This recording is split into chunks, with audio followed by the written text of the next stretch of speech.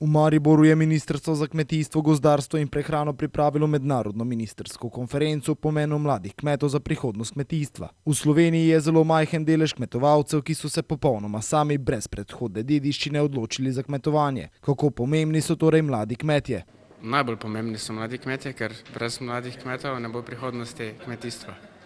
Kolikšen je približen odstotek kmetov v Sloveniji, ki kmetovanja niso prevzeli družinsko, ampak so se v bistvu odločili sami za to, približno? Promili.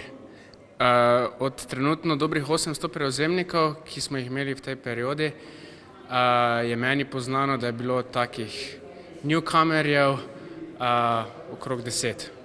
Se pravi, večinoma prevzamejo potem doma in nadaljujejo to tradicijo? Tako. V Sloveniji so značilne družinske kmetije in najbolj so tudi poznani prenosi kmetij znotraj družin. S katerimi težavami v Sloveniji pa se največkrat srečujejo mladi kmetje? Z vsemi težavami, ki se soočajo tudi starejši, posebej pa so te težave izražene v tem, ker nimajo toliko izkušenj kot starejši kmetje. Največkrat je težava z dostopnost do zemljišč, torej visoke so nabavne cene zemljišč ali pa teh zemljišč ne morejo dobiti in v kmetijstvu je zemlja osnovno sredstvo. Niso vešči toliko tudi lobiranja, če temu tako smem reči. Enostavno morajo se vsak dan dokazovati, zato da so oni tisti, ki so najprimernejši sogovornik z vsemi poslovnimi partnerji. Imate mogoče kakšno idejo, oziroma predlog, kako se naj soočajo s temi težavami? Enostavno, da zgrabijo bika za roge in se z njim spopadajo. Seveda pa je tu zelo pomemben način, kako to narediš. Preko podeželske mladine želimo mlade predvsem usmeriti v to smer, da jih naučimo aktivnega državljanstva, zagovorništva, da ko pridejo v situacijo, kjer morajo zagovarjati svoje interese, to znajo suvereno tudi opraviti in seveda v jeziku, ki ga tudi sogovornik razume. V kakšnih razmerah pa živijo mladi kmetje, jim gre vse boljše ali vse slabše? Na kaj opozarjate v bistvu? Opozarjamo predvsem na to, da želimo enakopravnost celotnega podeželja. Vemo, da imamo ogromno območij z omejenimi dejavniki, torej mladi si vseeno želijo enakega življenja, kot ga imajo tisti v mestih, torej dobra infrastruktura, dostopnost do interneta in pa seveda enostavnost, povezanost tudi v kulturnem smislu z državo. Seveda so pa tudi tukaj predvsem, tako kot je to minus, če smem tako reči, je to po drugi strani tudi plus. Saj večina ljudi iz mest si želi prav tega življenja in ravno na oddih grejo na takšne kraje. Ampak to pa še ni razlog, da bi mladi s podeželja bili prikrajšani za vse to, kar imajo tisti v mestih. Kako se pa na primer mladim kmetom na pomoč preskoči država in kako Evropska unija? Torej v sedajšnji periodi smo uspeli ohraniti dokaj visok delež subvencij za mlade prevzemnike, torej ob uspešnosti razpisa je prevzemnik dobil v sklopu A 45.000 evrov, v sklopu B pa 18.600 evrov, kar se mi zdi, da je velika pomoč v primerjavi z drugimi državami, je pa to tudi seveda zelo pomemben in bi temu tako rekel odgovoren denar, ki ga dobijo za podporo. Seveda so pa mladi vsi deležni top-up plačil. Predsednik Evropske zveze podeželske mladine meni, da ne gre zgolj za nadaljevanje tradicije. Well, it's not only continuing with the tradition, it's also forming our own tradition, because young farmers, that's the nice thing about it. They very often bring the combination of the tradition of the previous generations with the new innovations that young generations and the dynamic that we bring. The important part for us is that we can still, as a young generation, have the opportunity to continue the farming activity, whether it is on the traditional way or a new innovative way or any way that young farmers feel free to do so. Okay. What problems do young farmers across Europe face and which problems do they address? So the main problem is that if we look European-wide, that young people who want to enter in agriculture or stay in agriculture face is access to land and credit. So that's a major one, certainly to enter the sector or to develop your farm. And then of course another one is the combination of risks, which are weather risk, climate change and the risks it brings, but also income risks. Not only in terms that 1 year can be good, another year can be bad, but also the fact that on today European farmers only earn 40% of the income that their other colleagues who are not in farming earn. And so that's a big challenge that we face. On the level of European Union, what actions do you take to help them?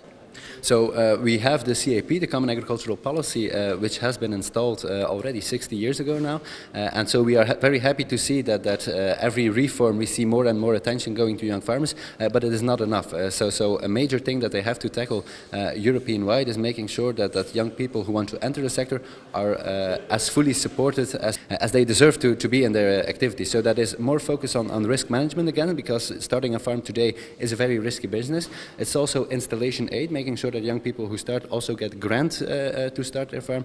It is making sure that young people also are able to live in rural areas, so that there are schools to let their children go to, that there is some kind of hobby around that you can also live, not only work.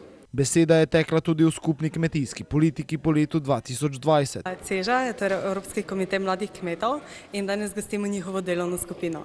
Torej, znotraj delovne skupine se bo razpravljalo o nekako skupni kmetijski politiki po letu 2020. Torej, člani so nekako za držav Evropske unije, bodo razpravljali o tem, kako ocenjujejo skupno kmetijsko politiko, kakšni so predlogi za prihodnost, kakšen bi naj bil finančni okvir, predvsem na poudarku mladih kmetov. Torej, za mlade kmete ni izgovora, da bi se pač proračun zmanjšal, zato nekako si enotno zahtevamo, da se države članice same pridobijo denar, ki bo zmanjkal. Kako pomembni so v bistvu mladi kmetje za razvoj kmetijstva pri nas? Mladi kmetje so prihodnost slovenskega kmetijstva, pa ne samo prihodnost slovenskega kmetijstva, ampak razvoja podeželja.